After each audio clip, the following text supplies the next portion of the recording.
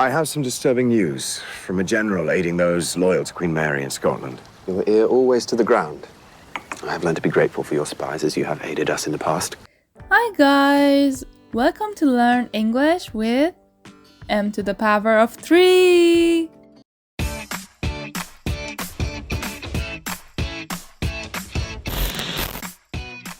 In today's lesson, we will learn and practice English with rain.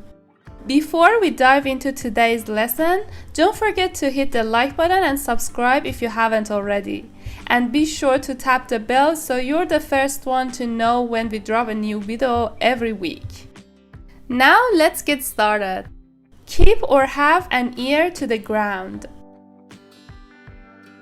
I have some disturbing news from a general aiding those loyal to Queen Mary in Scotland. Your ear always to the ground.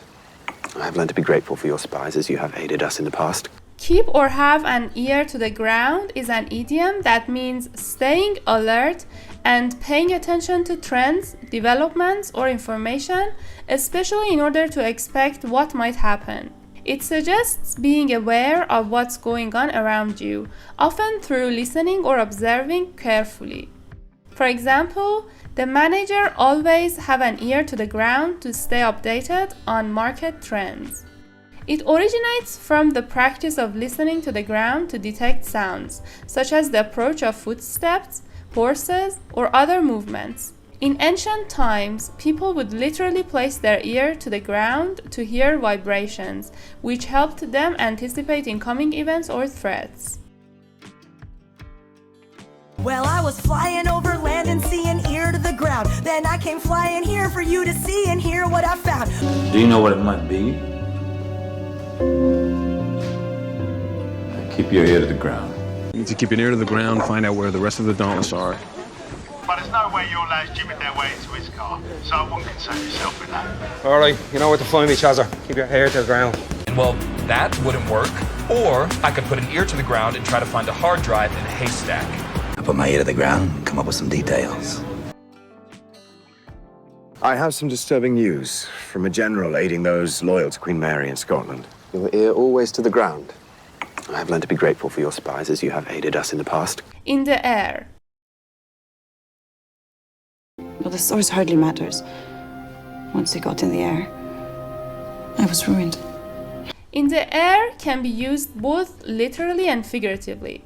Literally, it refers to something physically present in the air. Figuratively, it describes a feeling or mood that seems to be shared or noticeable, even though you can't touch or see it. For example, excitement is in the air before the festival, or there's a strange smell in the air. Can you feel the excitement in the air? I love this time of the year.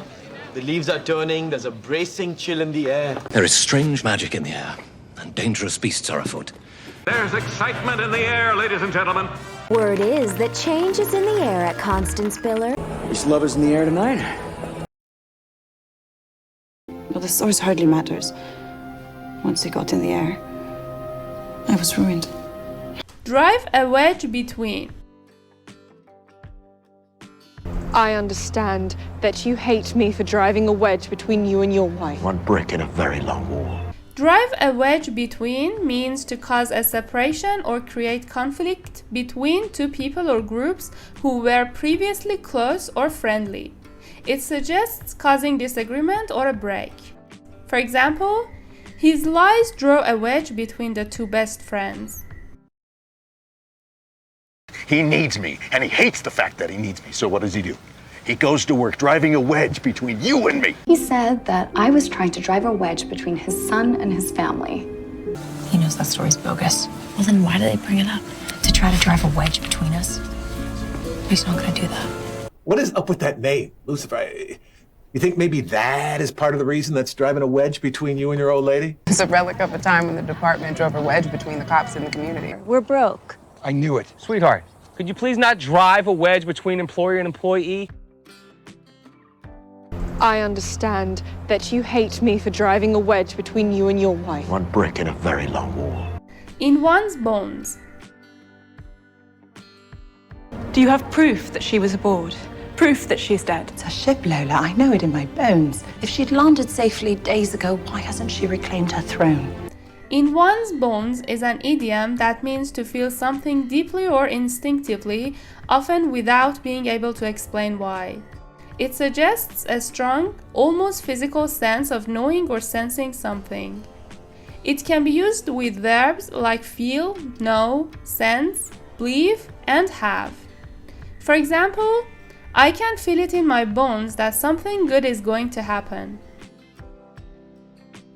Hunter, I can feel it in my bones when someone's talking about me. I got a feeling in my bones there's gonna be a jailbreak any minute. Until we know who our enemies are. I know they did it, Ned. The Lannisters in my bones, I know it. But I do know and I feel it in my bones what is best for my daughter. Imagine knowing in your bones that you could do something that only you could do, like fate. Do you know what it is to want something in your bones, even if it doesn't make sense? Do you have proof that she was aboard?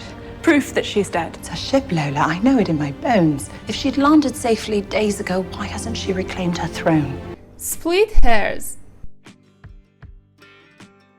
You didn't just have him removed. You manipulated Charles into doing it for you. I will split hairs with you no longer. Narcissus had to go. Split hairs means to focus on small, unimportant details. It's often used when someone is being overly picky or arguing over things that don't matter much. For example, stop splitting hairs and get to the point. Detective Vasquez separated from his wife after you came back on Flight 828. The two of you got back together? No, not exactly. We had a... I'm not looking to split hairs. I don't want to split hairs, but Stephen Hawking could actually get an erection. Not to split hairs, but given that our legs are 90% shorter than yours... It's not babysitting when they're your kids. Yeah, it is. No, it's parenting. You're splitting hairs there, but yeah, sure. I mean, both. I guess if we're splitting hairs, then technically there was a plurality. When we were risking our lives trying to save New York City, you stopped in to get a sandwich? Quit splitting hairs, okay? Potatoes, tomatoes. It doesn't matter. You didn't just have him removed. You manipulated Charles into doing it for you. I will split hairs with you no longer. Narcissus had to go. Great! Now let's tackle some questions and test what we've learned. Number 1. Which one means drive a wedge? A. To collaborate, B. To support, or C. To cause division?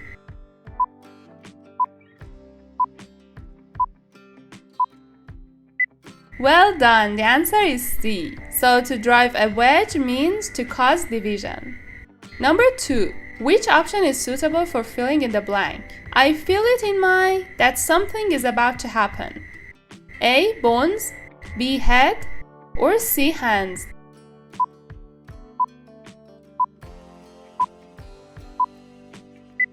Good job. The answer is A. Number 3. Which option means the same as have an ear to the ground?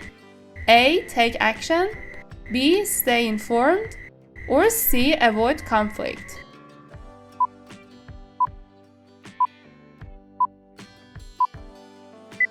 That's right. The answer is B. So to have an ear to the ground means to stay informed. Congrats on finishing the lesson. We're so glad you joined us. If you found the content helpful, give it a like and make sure to subscribe for more amazing videos. We'd love to hear your thoughts, so don't forget to drop a comment below.